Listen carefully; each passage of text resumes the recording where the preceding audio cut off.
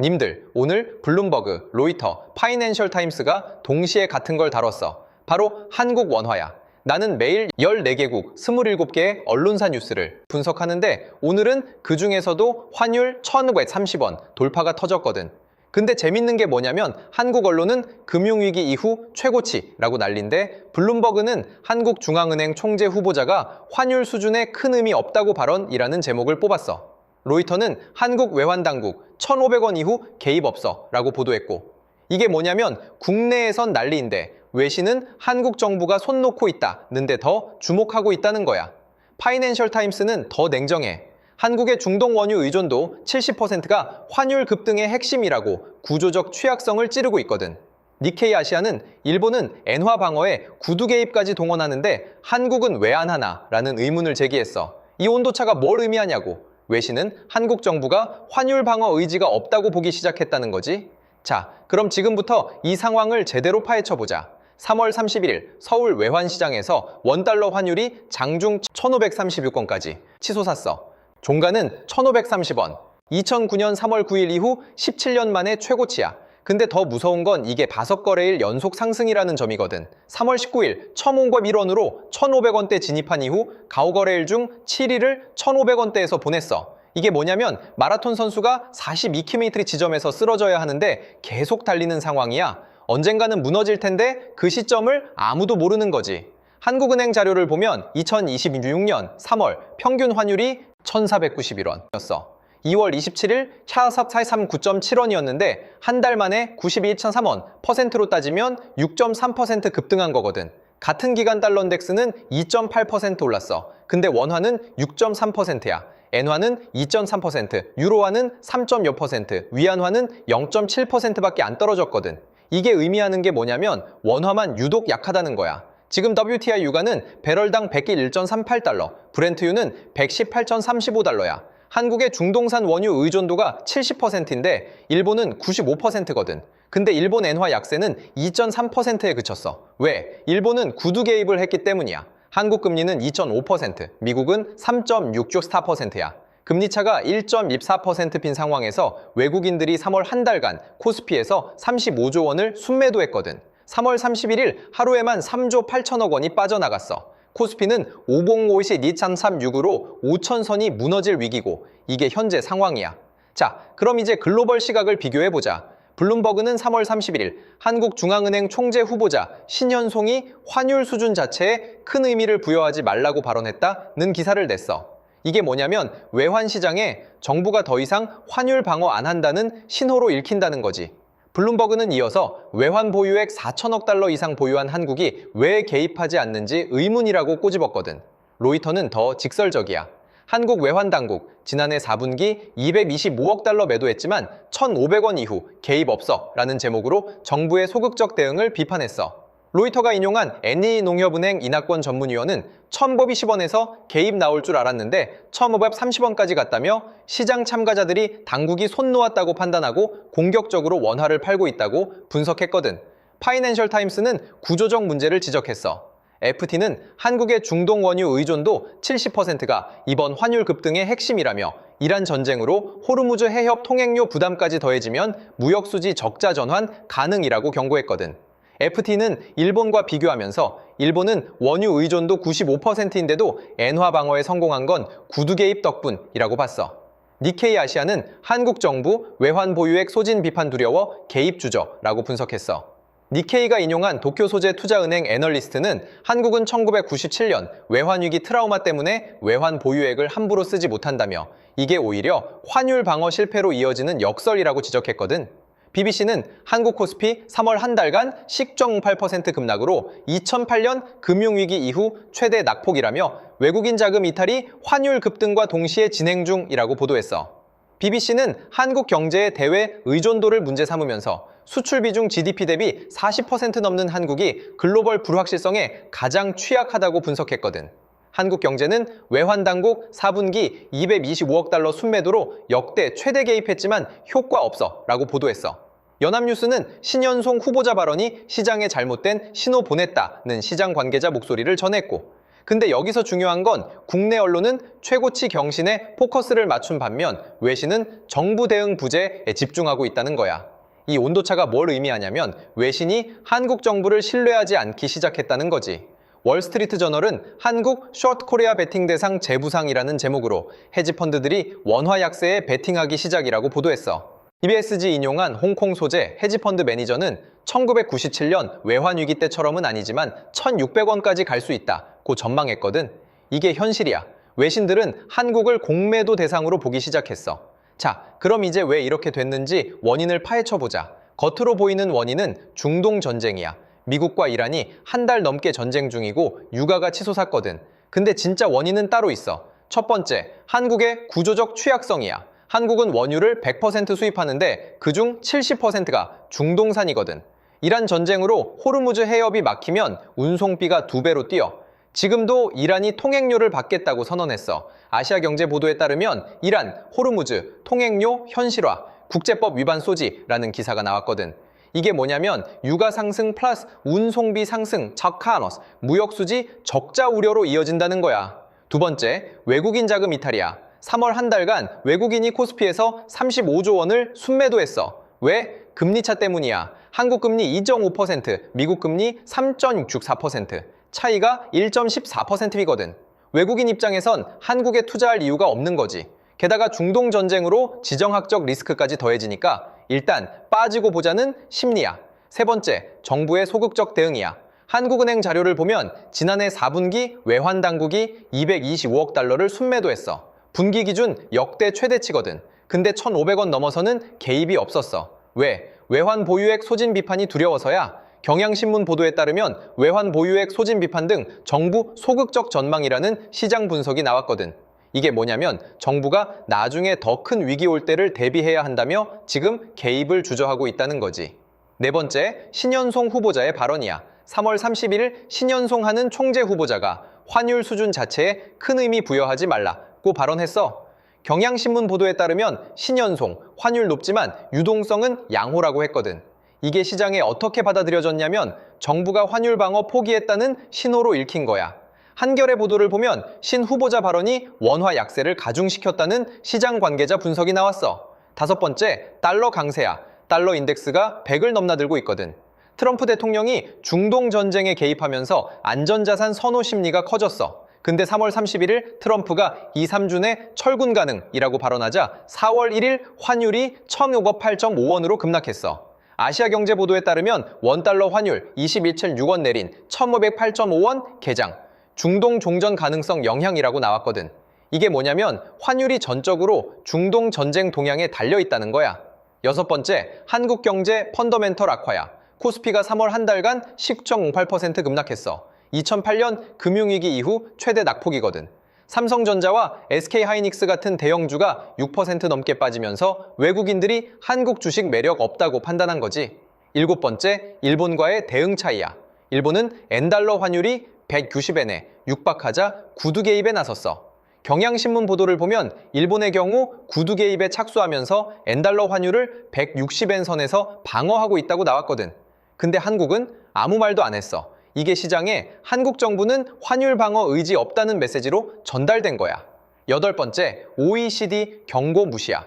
OECD가 지난주 보고서에서 한국 대외 충격에 외환 유동성 관리 강화 필요라고 경고했어. 근데 정부는 유동성 양호하다며 안일하게 대응했거든. 이 모든 원인이 복합적으로 작용하면서 환율이 1,530원까지 치솟은 거야. 근데 여기서 끝이 아니야. 인과관계 체인을 보면 더 무섭거든. 중동 전쟁 발발, 유가 상승, 브렌트유 118달러, 한국 무역수지 악화 우려, 외국인 자금 이탈 내신 3월 35조 순매도, 코스피 급락 10.08%, 환율 급등 1,530원, 수입 물가 상승, 인플레이션 재점화 우려, 하는 금리 인하 불가, 내수 침체 심화, 이게 악순환이야. 또 다른 체인도 있어. 환율 급등, 수입 원자재 가격 상승, 중소기업 원가 부담 증가, 도산 증가, 고용 감소, 소비 위축, 경기 침체, 세수 감소, 재정 악화. 이것도 악순환이거든. IMF가 지난달 보고서에서 한국 환율 급등 시 GDP 0.5%피 하락 가능이라고 경고했어.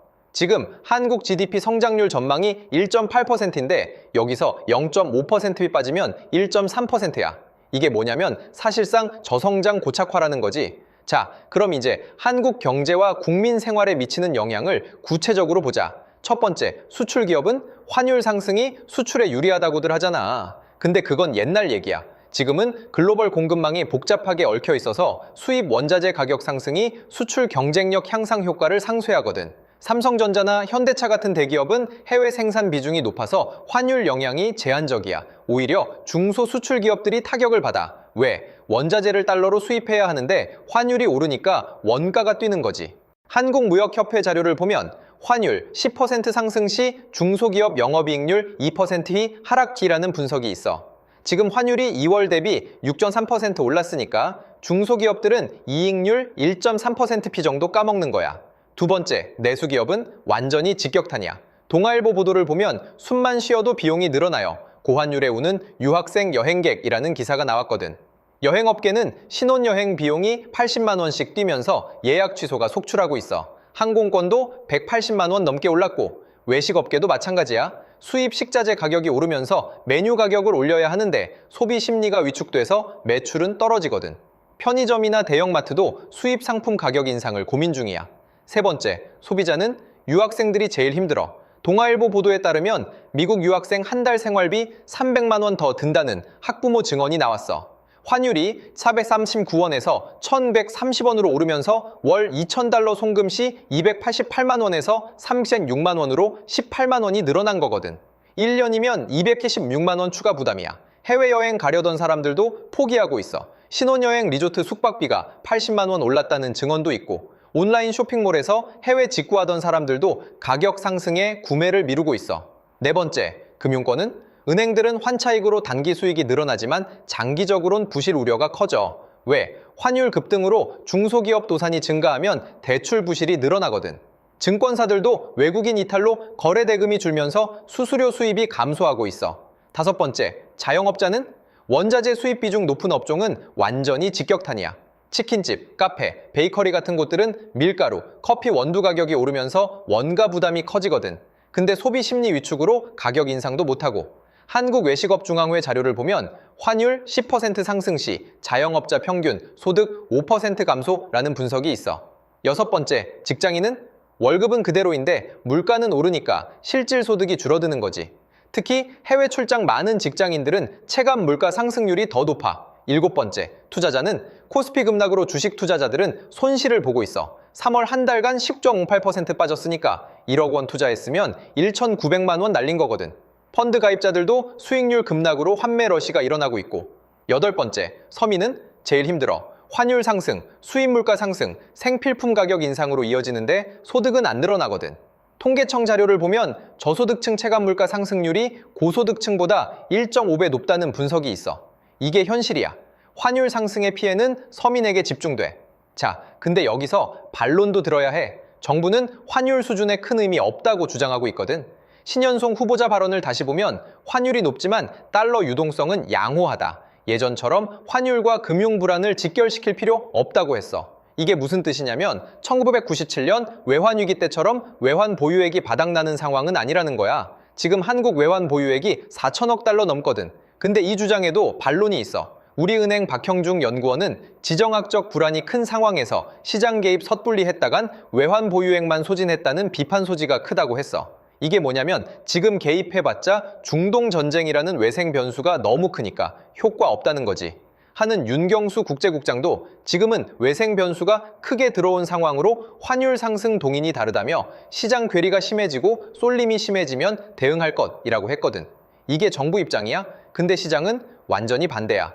NH농협은행 인하권 전문위원은 천법이 심원에서 개입 나올 거라 기대했는데 없었다며 시장 참가자들이 당국 개입 없다고 보고 공격적으로 원화 팔고 있다고 분석했어. 이게 뭐냐면 정부가 말로는 대응하겠다고 하지만 실제론 안 하고 있다는 거지. 또 다른 반론도 있어. 재정 역설이야. 정부가 전쟁 추경을 편성했잖아. 신현송 후보자는 추경의 물가 압력 영향이 아주 제한적이라고 했어. 근데 이게 말이 돼? 환율 상승으로 수입 물가가 오르는 상황에서 재정을 풀면 인플레이션 불쏘시개가 되는 거거든? 하느니 금리 인하 못하는 이유가 바로 이거야. 인플레이션 우려 때문에. 근데 정부는 추경 편성하면서 물가 영향 제한적이라고 하니까 이게 앞뒤가 안 맞는 거지. 경제학자들 사이에서도 의견이 갈려 한쪽은 지금은 경기 부양이 우선이라고 하고 다른 쪽은 인플레이션 재점화 위험 때문에 긴축 유지해야 한다고 주장해.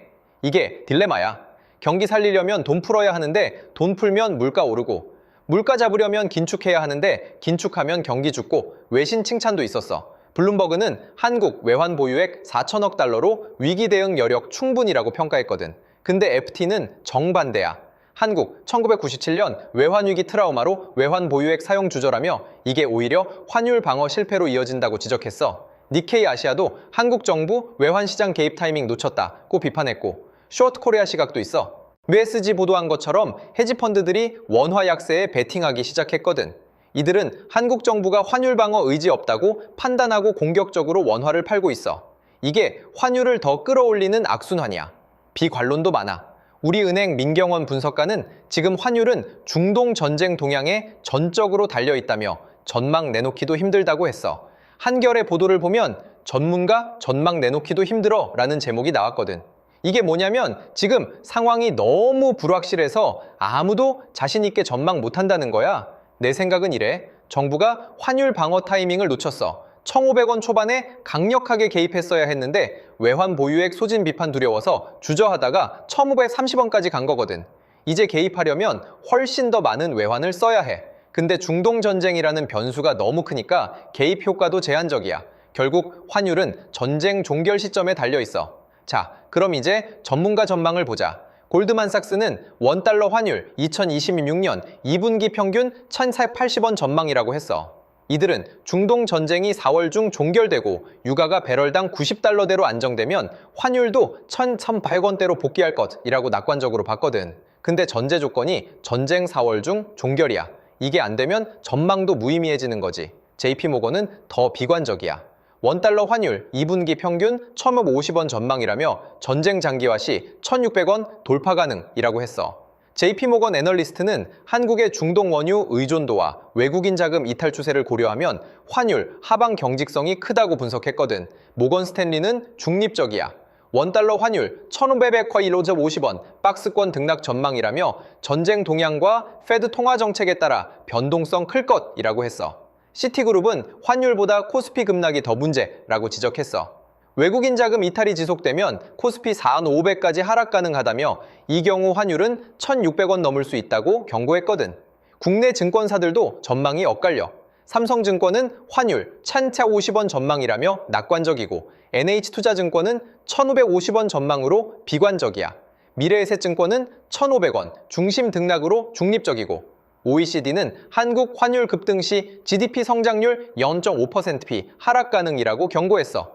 IMF도 한국 대외 충격에 취약, 외환 유동성 관리 강화 필요라고 권고했고 FED는 미국 금리 연내 인하 가능성 낮다며 인플레이션 재점화 우려를 제기했어. 이게 뭐냐면 한미 금리 차가 당분간 유지된다는 거고 그럼 외국인 자금 이탈도 계속된다는 거야. 낙관론 근거는 이래. 첫째, 트럼프가 종전 시사했어. 아시아 경제 보도를 보면 미이란 대통령 종전 시사라고 나왔거든. 트럼프는 2, 3주 내에 철군 가능하다고 했고 이란 대통령도 추가 공격 없으면 종전 준비됐다고 했어. 이게 실현되면 환율은 급락할 거야. 둘째, 한국 타우주 GBI 편입이야. 4월 1일부터 한국 국채가 세계 국채지수에 편입되면서 외국인 자금 유입이 기대돼. IM증권 박상현 이코노미스트는 WGBI 편입으로 수급 개선 기대라고 했거든.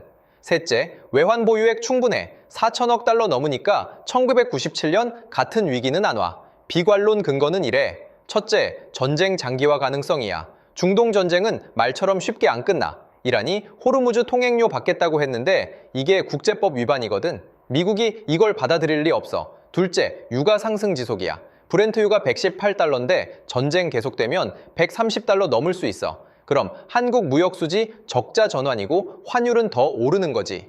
셋째, 외국인 자금 이탈 지속이야. 한미 금리 차 1.14%p 상황에서 외국인들이 한국에 투자할 이유가 없거든. 넷째, 정부 대응 부재야. 신년송 발언처럼 정부가 환율 수준에 의미 없다는 입장이면 시장은 더 공격적으로 원화팔 거야. 다섯째, 코스피 추가 하락 가능성이야.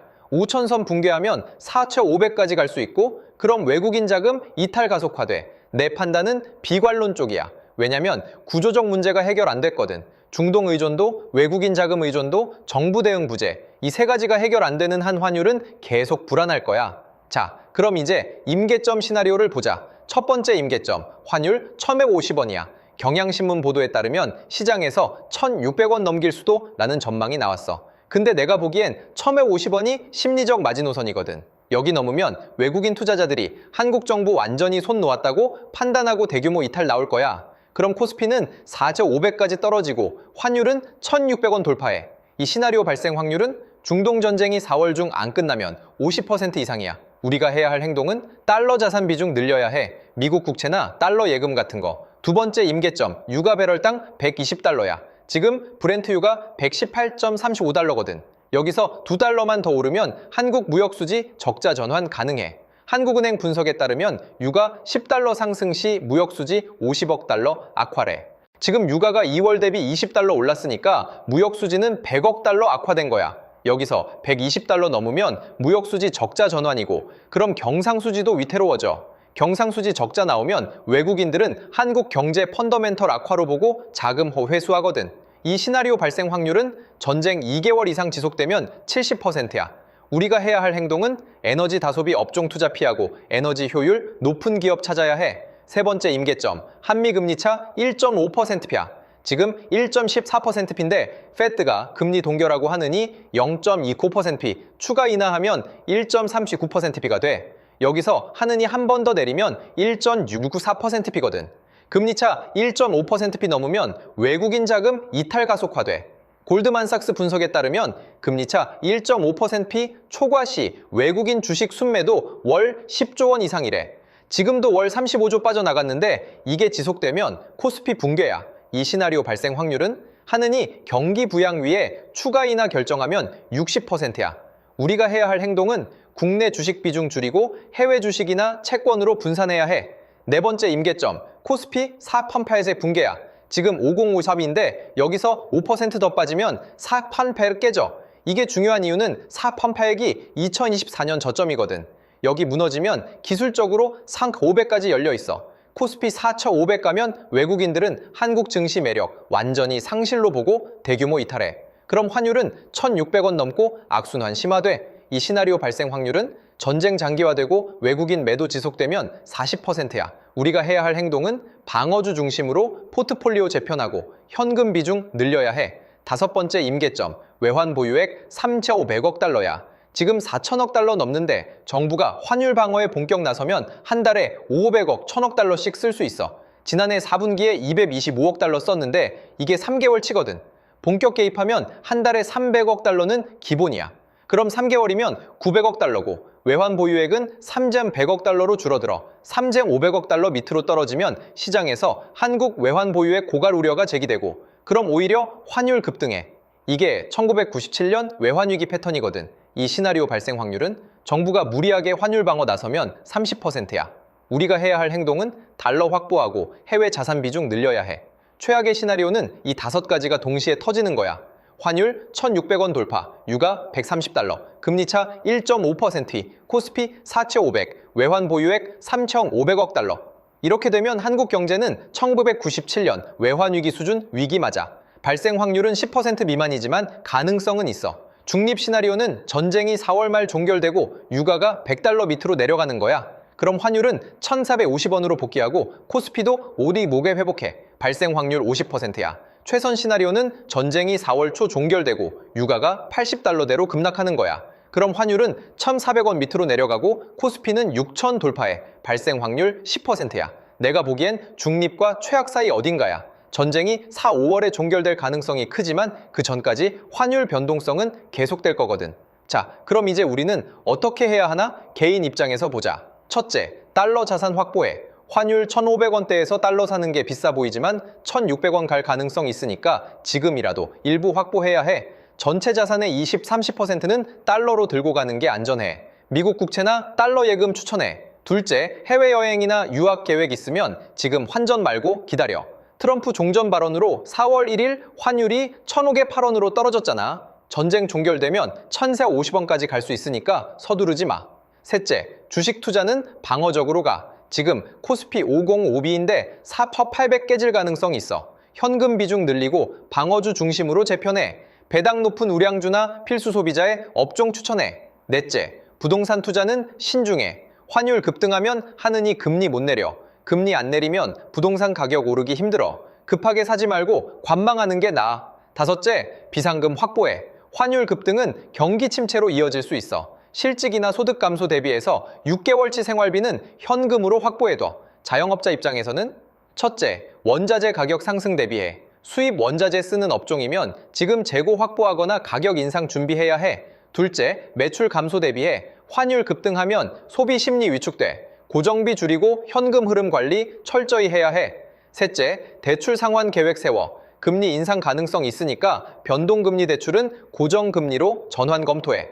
기업 입장에서는 첫째, 환해지 전략 강화해. 수출입 기업이면 선물환 거래로 환위험 관리해야 해. 둘째, 공급망 다변화해. 중동 의존도 낮추고 다른 지역으로 원자재 조달처 다변화해. 셋째, 현금 보유 늘려. 불확실성 큰 시기엔 현금이 왕이야. 투자 집행 늦추고 현금 확보에 집중해. 직장인 입장에서는 첫째, 달러 적립식 투자 시작해.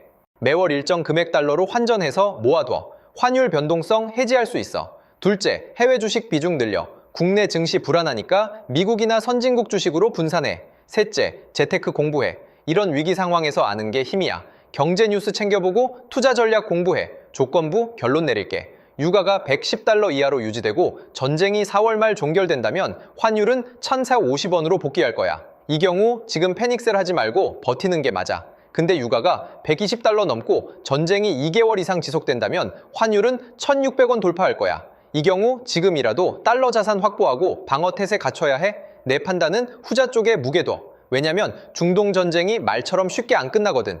트럼프가 종전 시사했지만 이란이 호르무즈 통행료 요구하는 상황에서 합의 쉽지 않아. 게다가 한국 정부 대응도 미흡해. 신현송 발언처럼 환율 수준에 의미 없다는 식으로 나오면 시장은 더 공격적으로 원화할 거야. 자, 그럼 이제 역사적 사례 보자. 1997년 외환위기 때 환율이 900원에서 2,000원까지 뛰었어. 근데 지금이랑 다른 점은 당시엔 외환 보유액이 39억 달러밖에 안 남았었거든. 지금은 4천억 달러 넘으니까 그 정도 위기는 아니야. 2008년 금융위기 때는 환율이 1,170원까지 갔어. 지금이랑 비슷한 수준이지? 근데 당시엔 페드가 하는 과 통화 스와프 체결해서 달러 유동성 공급했거든. 덕분에 환율이 빠르게 안정됐어. 지금도 한미 통화 스와프 있으니까 최악의 상황은 피할 수 있어. 1970년대 오일 쇼크 때는 유가가 4배 뛰면서 전 세계가 스태그플레이션 겪었어. 지금도 유가가 100달러 넘으니까 비슷한 상황이야. 당시 한국은 중화학공업 육성으로 위기 극복했거든. 지금은 반도체와 2차 전지가 그 역할 해야 해. 근데 반도체 경기가 안 좋고 중국 경쟁 심화되면서 쉽지 않아. 과거 사례가 주는 교훈은 이거야. 위기는 반드시 온다. 근데 준비한 사람만 기회로 만들어. 1997년 외환위기 때 달러 모아뒀던 사람들은 환차익으로 큰돈 벌었어. 2008년 금융위기 때 저점에서 주식 산 사람들은 10년간 10배 수익 냈고, 지금도 마찬가지야. 환율 급등 국면에서 달러 자산 확보한 사람들은 나중에 환차익 볼 거고, 코스피 저점에서 우량주 담은 사람들은 큰 수익 낼 거야. 근데 준비 안 한 사람들은 월급 높고 자산 가치 떨어지고 빚만 늘어나는 거지.